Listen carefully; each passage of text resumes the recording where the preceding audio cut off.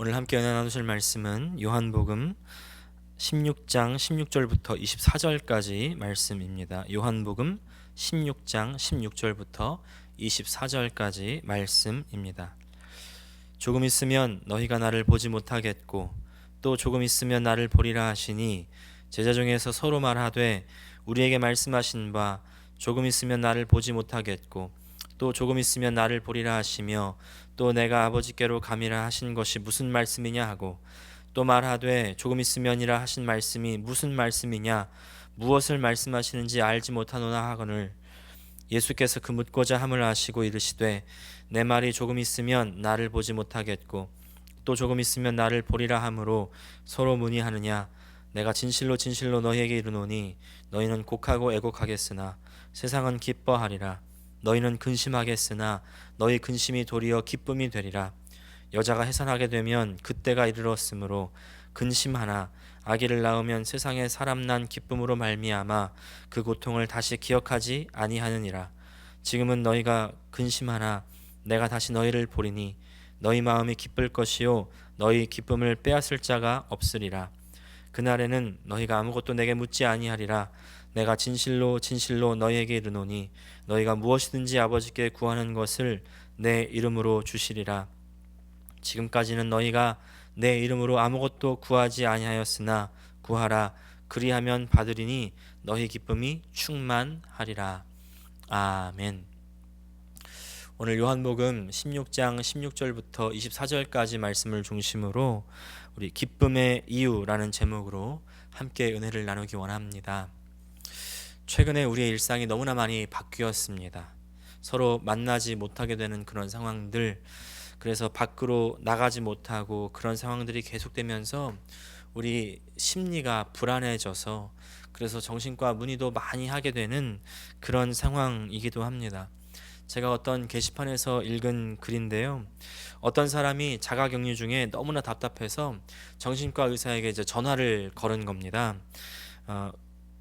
의사 선생님한테 이렇게 이야기합니다. 선생님, 제가 너무 답답해서 벽을 바라보고 또 식물을 바라보면서 혼잣말을 하는 경우가 많이 생겼는데 어떻게 해야 될까요? 이제 이 이야기를 들은 선생님이 이렇게 대답했습니다. 벽과 식물에게 혼잣말을 하는 단계는 아직 괜찮습니다. 정상입니다. 그런데 이 벽과 식물이 대답을 해오면 그때 전화하십시오. 이렇게 말을 하더라는 겁니다. 이제 이게 진짜 있었던 이야기인지 아니면 지어낸 이야기인지는 확실하지 않지만 정말 공감 가는 이야기 아닙니까? 충분히 지금 있을 수 있는 그런 이야기 아닙니까? 제가 지난주에 어떤 분과 통화를 하는데 창살 없는 감옥이다 이렇게 말씀을 하시더라고요. 근데 그런 가운데 이제 주정부 우리 하와이 스테이트 디파트먼트 오브 헬스에서도 시민들의 정신 건강을 아주 염려해서 이제 5 tips for conquering COVID-19 stress. 코로나 19의 스트레스를 이기는 5가지 팁이라는 제목의 이메일을 보냈습니다. 아마 받아보신 분들 많이 있으셨을 줄로 압니다. 잠깐 소개해드리면 그렇습니다. 첫 번째는 keep things in perspective. 상황을 지혜롭게 여러 관점에서 바라보라는 것이죠. 요새 너무 이 코로나 바이러스에 대한 뉴스가 그리고 그런 관련 동영상들이 너무나 많이 있으니까 이제 그것들에 너무 빠져 있는 경향이 있습니다. 그것에만 빠져 있다 보면요 너무 우리의 그 마음이 우울해지게 되죠. 거기서부터 좀 빠져나와서 다른 활동을 하라고 조언하는 겁니다. 두 번째는요 use technology. 기술을 이용하라는 것이죠. 요새 참 좋은 기술들이 많이 있습니다. 그냥 전화도 할 수 있지만 화상으로 얼굴을 보면서 하는 그런 기술들도 얼마나 많이 있는지 몰라요. 이럴 때 새로운 기술, 문명을 좀 배우시는 것도 그래서 이용하시는 것도 좀 필요한 것 같습니다. 세 번째는요, keep faith, stay in touch. 믿음을 지키고 서로 연락을 하라는 겁니다. 비록 이 오프라인에서의 이 예배 모임은 어려워졌는데 그러나 우리 믿음의 공동체는 서로 여전히 사랑하고 그리고 관심할 수가 있습니다. 네 번째, stay active. 계속 활발하게 움직이라는 겁니다. 비록 여러분 stay at home order가 내렸기 때문에 계속 집에만 있어야 된다고 생각하실 수 있는데, 그러나 여전히 운동하셔야 되고요. 밖에 나가실 수가 있습니다. 산책하실 수 있고 바깥 공기도 쐬셔야 되고요. 또 햇빛을 받으면 우리 몸에 비타민 D가 생겨가지고 면역에도 큰 도움이 된다고 합니다. 마지막으로 다섯 번째, reach out for support. 도움이 필요할 때 도움의 손길을 찾는 것도 참 중요한 것입니다. 혼자 해결할 수 없을 때 꼭 주변에 알리셔야 되고요. 정부에도 알리셔서 도움을 받으라고 조언을 하는 겁니다. 또 지금 정부에서 어려움을 당하는 이 시민들을 위한 여러 가지 대책들이 준비가 됐습니다. 최대한 다 신청하실 거 신청하시고 베네핏을 다 누리시기를 바랍니다. 모르면요, 주변에 물어보시고요. 정 물어볼 사람이 없으면 저한테 전화해 주시기를 바랍니다. 교회 전화번호로 전화 주시면요, 제가 최대한 알아봐 드리겠습니다. 꼭 도움을 받으시고 도움의 손길을 찾으십시오. 여러분, 이 다섯 가지 팁을 들으면서 어떤 생각이 드셨습니까? 저는 이 다섯 가지 팁을 들으면서 한 가지 놀란 사실이 있는데, 그건 바로 정부에서도 keep faith, 어려운 상황 속에서 믿음을 지키라고 당부하는 그런 내용이 있었던 것이었습니다. 이게 바로 사람의 한계를 드러내는 것 아닐까요? 우리가 한계가 있기 때문에 사실은 더욱 하나님을 의지할 수가 있습니다. 우리의 한계가 드러나는 것이 어떤 면에서는 그래서 우리에게 더 복될 수가 있는 것이죠. 우리가 하나님 믿는다고 하면서도 사실 우리의 삶이 평안하고 행복하면 하나님 찾지 않습니다. 어려워지고 힘들어서 견딜 수 없을 때, 그때 하나님 찾는 경우가 얼마나 많이 있습니까? 그것이 사실 우리의 본성입니다. 그러나 그때 하나님을 찾으십시오. 그러면 하나님께서 만나 주십니다. 그런 맥락에서 오늘의 본문은요, 힘들고 어려울 때를 지나는 우리들에게 정말 필요한 말씀입니다. 오늘의 본문의 배경은 이렇습니다. 이제 곧 예수님께서 십자가를 지러 가셔야 됩니다. 그런데 그 전에 제자들에게 마지막으로 당부를 하시는 것이죠. 왜냐하면 지금 제자들은 엄청난 혼란 가운데 빠져 있기 때문입니다. 제자들에게 오늘 밤은 참 이상한 밤이에요. 왜냐하면 예수님께서 하지 않으시던 행동을 하시기 때문이죠. 저녁을 같이 먹기 전에 발을 손수 씻어 주시는 겁니다. 제자들은 당연히 부담스럽습니다. 아우, 스승님, 선생님, 하지 말아주세요. 감당할 수 없습니다. 근데 예수님께서 하시는 말씀이, 내가 이 너의 발을 씻겨주지 않으면 너희와 상관이 없다는 겁니다. 그래서 겨우 발을 맡겨드렸더니만 이제는 저녁 식사를 하시는데 누가 자기를 배신할 사람이 있다고 그렇게 또 하시는 겁니다. 그게 다가 아니죠. 자꾸 어디를 간다고 하시고 또 자기가 가면 자기를 대신해서 또 올 사람이 있다는 겁니다. 오늘따라 자꾸 다시는 안 볼 사람처럼 그렇게 얘기하시는 겁니다. 16절 말씀 보니까, 조금 있으면 너희가 나를 보지 못하겠고 또 조금 있으면 나를 보리라 하시니. 어디로 간다고 했다가 나를 못 본다고 했다가 또 조금 있으면 나를 본다고 했다가, 제자들은 지금 예수님 말씀 의미가 무엇인지 와닿지가 않는 겁니다. 궁금하면서도 혼란스럽습니다. 제자들이 가장 의지하고 제자들에게 가장 중요한 이 스승, 선생님, 이 예수님, 예수님께서 정말 어디를 가실 건가? 정말 안 계시게 되면 난 어떻게 해야 되지?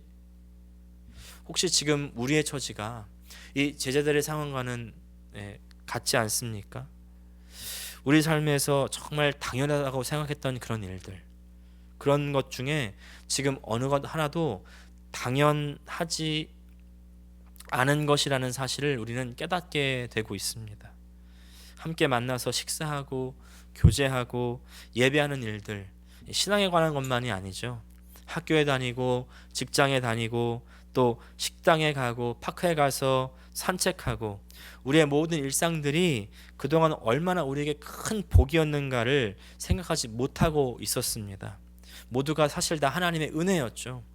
근데 이제 그것들이 다 사라지게 되었습니다. 당연하게 누리던 것들을 누리지 못하게 되었습니다. 할 수 없게 되니까 그것이 얼마나 소중한 것이었는지를 새롭게 배우게 됩니다. 오늘 요한복음 16장 그 말씀을 통해서 나의 소중한 것이 사라지고 지금 눈물밖에 나오지 않는 이때 나는 어떻게 해야 되는지를 같이 나누기를 원합니다. 첫 번째 우리가 기억해야 되는 건요, 고통의 때가 있다면 기쁨의 때도 온다는 것입니다. 고통의 때가 있지만 기쁨의 때도 온다는 것입니다. 우리의 인생에서 가장 중요한 것이 갑자기 사라지게 되는 위기에 처하게 된다면 어떻게 하시겠습니까? 지금이 그런 상황 아니겠습니까? 많은 분들이 한숨이 나오고 또 막막한 미래를 두고서요 눈물이 나오는 분들 많을 것입니다. 근데 이때 오늘의 말씀을 기억하십시오. 20절과 21절 말씀 같이 읽겠습니다. 내가 진실로 진실로 너희에게 이르노니 너희는 곡하고 애통하겠으나 세상은 기뻐하리라. 너희는 근심하겠으나 너희 근심이 도리어 기쁨이 되리라. 여자가 해산하게 되면 그 때가 이르렀으므로 근심하나 아기를 낳으면 세상에 사람 난 기쁨으로 말미암아 그 고통을 다시 기억하지 아니하느니라. 오늘의 말씀을 읽으면요 전도서 3장이 생각이 납니다. 범사에 기한이 있고 천하만사가 다 때가 있다는 겁니다. 전도서 저자는 3장에서 인생을 8가지의 시즌으로 구분해서 설명을 하는데 그 중에 14가지의 때는요 긍정적이고 밝습니다. 예를 들면 생명이 탄생하고 사랑하고 또 일하고 평화롭고 그래서 웃는 때, 그런 시즌입니다. 그런가 하면 나머지 14가지 이 시즌은 어둡고 부정적입니다. 찢고 부수고 또 미워하고 전쟁하고 웁니다. 사랑하는 여러분, 여러분들은 지금 어떤 인생의 시즌을 지나고 계십니까? 어느 누구도요 한 가지의 시즌으로만 점철되는 인생은 없습니다. 반드시 여러 가지 시즌이 오고 또 가게 됩니다. 지금 코로나19 때문에 온 세계가 시끄럽고 어지럽지만 그러나 반드시 이 코로나19가 끝나는 날이 옵니다. 백신도 개발될 것이고요. 정복될 것입니다. 우리가 생각했던 것보다는 조금 더 더디고 느릴 수는 있지만 그러나 확실한 것은 여러분 기억하십시오. 반드시 코로나19가 끝나는 때는 온다는 것입니다. 겨울이 끝나고 봄이 오듯이, 밤이 끝나고 동이 터오듯이 코로나19가 끝나고 회복할 때가 온다는 것을 안다면 이때를 안다는 것으로 그냥 끝나서는 안 됩니다. 이때가 온다는 것을 안다면 그때를 준비하셔야죠. 두 번째, 기쁨의 때를 위한 준비를 해야 된다는 것입니다. 예수님께서 말씀하시죠. 근심하겠지만 그러나 근심이 근심으로 끝나는 것이 아니다. 기쁨으로 바뀔 것이다. 그러니까 어떻게 하라는 겁니까? 근심만 하고 있지 말라는 것이죠. 그래서 지금 한숨만 쉬고 있지 마셔야 됩니다.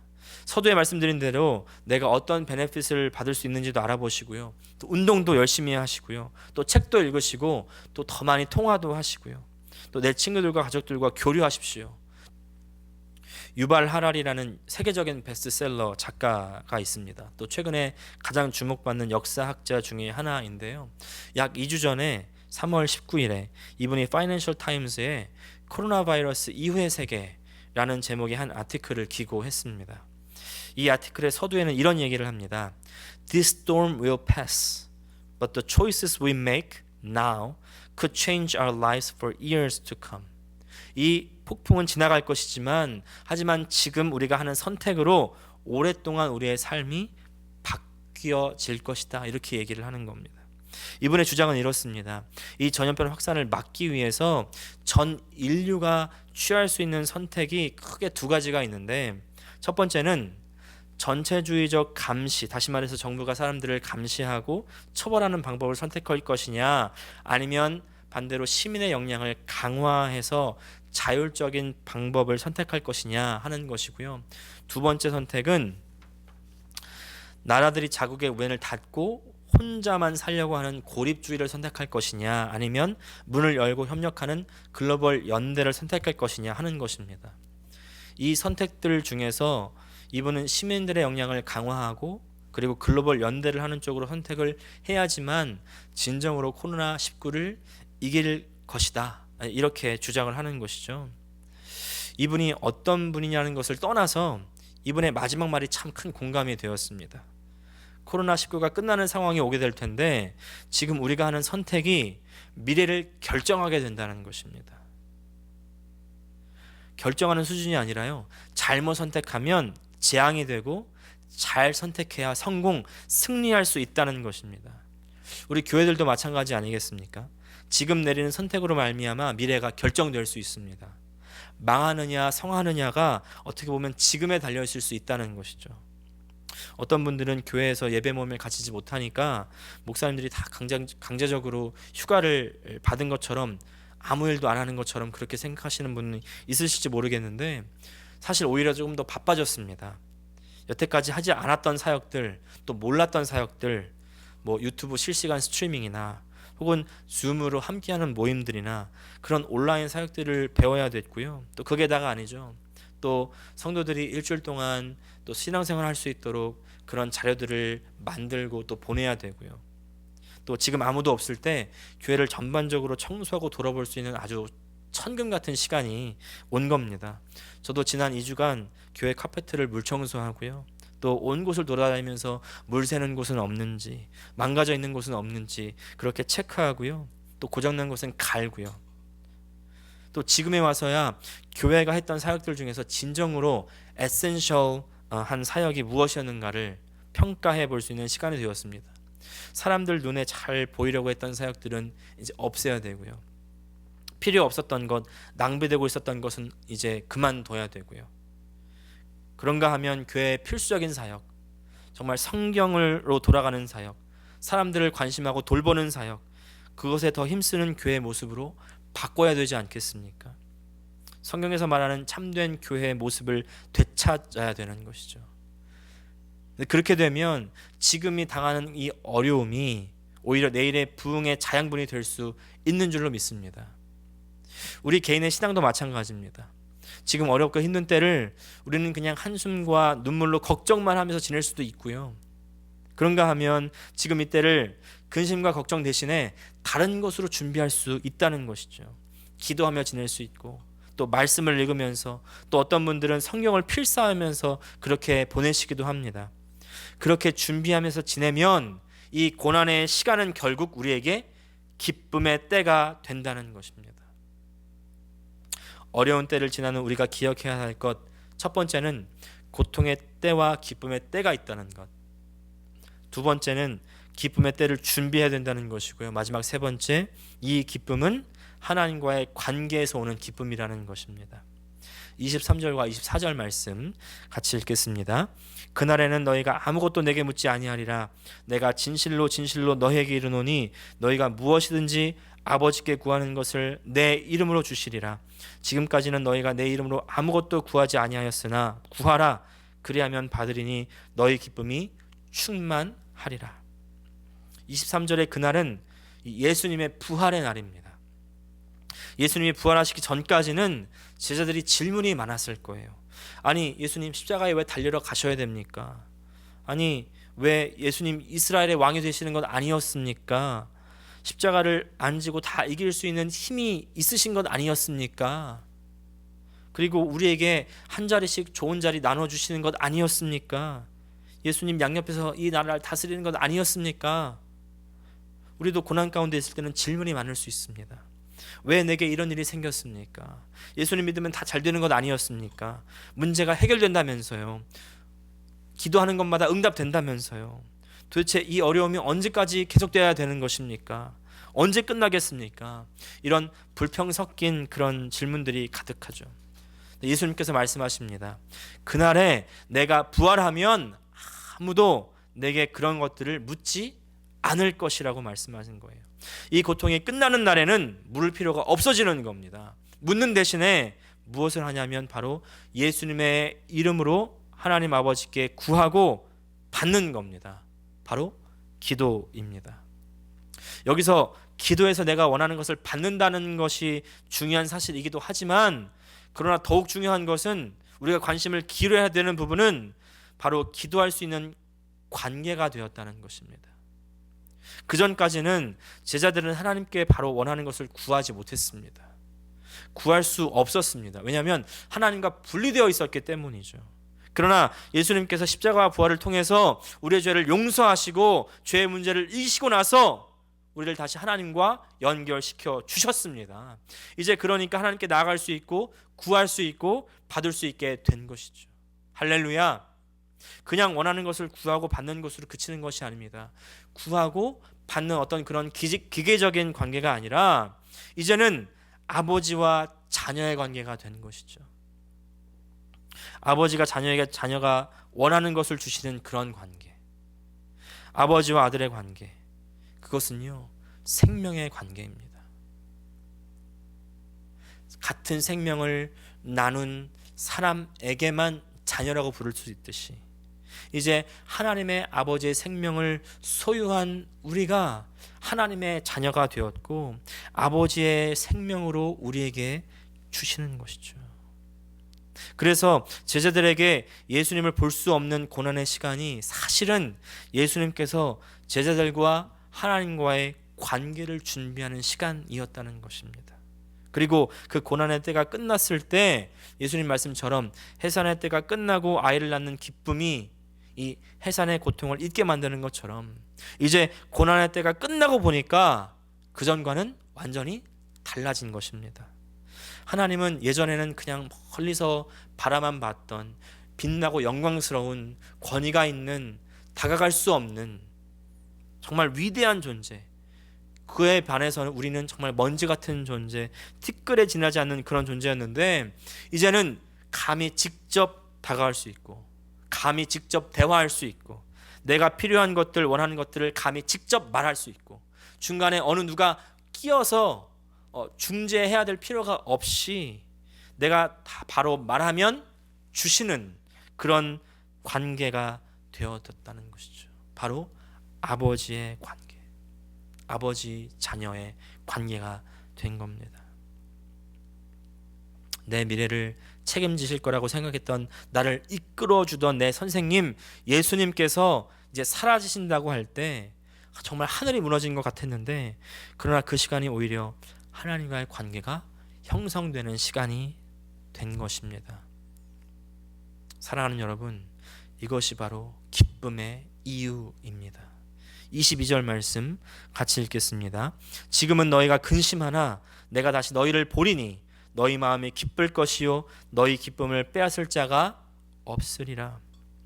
예수님이 없어서 그래서 볼 수 없어서 불안하던 제자들이 이제 다시 예수님을 볼 수 있게 되었기 때문에 기쁜 기쁨도 있지만 그러나 그 기쁨만 있다면 그 기쁨은 예수님 승천하시면 다시 사라지는 기쁨 아니었겠습니까? 근데 왜 이제는 이 기쁨을 빼앗을 자가 없다고 하십니까? 바로 하나님과의 그 부자 관계, 사랑의 관계, 생명의 관계가 되었기 때문에 이제 그 사랑에서 아무도 끊을 수 없기 때문에 그래서 기쁘다는 것이죠. 즐겁습니다. 만족합니다. 그래서 감사합니다. 그래서 세상에 줄 수 없는 기쁨, 세상에서 받을 수 없는 기쁨, 세상의 것은 따라갈 수 없습니다. 베낄 수 없습니다. 이 기쁨은요 하늘에 속한 것, 영적인 것이기 때문에 이 세상에서는 그 어떤 것도 이 기쁨을 빼앗을 수가 없다는 것입니다. 여러분, 우리의 기쁨의 이유를 다시 점검해 보시기를 바랍니다. 참 암담하고 암울한 시기에 맞이하게 된 부활 주일입니다. 그러나 여러분, 이 고통의 시간을 지나면서 기억하시기를 바랍니다. 이때는 반드시 지나갑니다. 그러나 이때 준비하셔야 됩니다. 이때 하나님과의 관계가 맺어지는 시간입니다. 부활로 우리에게 주신 이 하나님과의 관계, 바로 영적인 부모 자식 관계 안에서 아픔과 슬픔이 가득한 세상에서 내 아버지께서 주시는 기쁨, 내가 무엇을 예수님의 이름으로 구하든지 기도에 응답해 주시는 기쁨, 또 무엇을 구하지 않더라도 하나님 한 분만으로 만족하는 그 기쁨으로 가득한 주의 백성들이 되시기를 예수님의 이름으로 축복합니다. 기도하겠습니다. 하나님 아버지, 오늘 우리가 이 땅을 바라보고 내 삶을 돌아볼 때 아무것도 기뻐하며 또 즐거워할 것이 아무것도 없지만 그러나 이때 눈물로 근심과 걱정으로만 내 삶에 채웠다면 시간 다 십자가 밑에 내려놓게 하여 주시고 오늘 기쁨의 때를 맞이하게 해주시는 예수님을 바라보게 하여 주시옵소서. 우리의 눈을 들어 하늘을 바라보며 하늘에서부터 오는 그 하늘의 은혜를 오늘 이 시간 우리에게 부어 주시옵소서. 그 은혜는 바로 다시 하나님과 연결되게 하는 은혜요, 하나님 안에 들어가게 하는 은혜요, 하나님과 하나 되게 하는 은혜이니 오늘 하나님과 하나 되어 하나님의 자녀된 우리가 하나님 안에서 만족하고 기뻐하며 감사하며 이 때를 준비하게 하여 주시고, 그래서 주님 기쁨의 때가 다시 올 때에 주님 앞에 영광 올려드리는 우리 모든 주의 백성 다 될 수 있도록 도와 주시옵소서. 예수님의 이름으로 기도합니다. 아멘.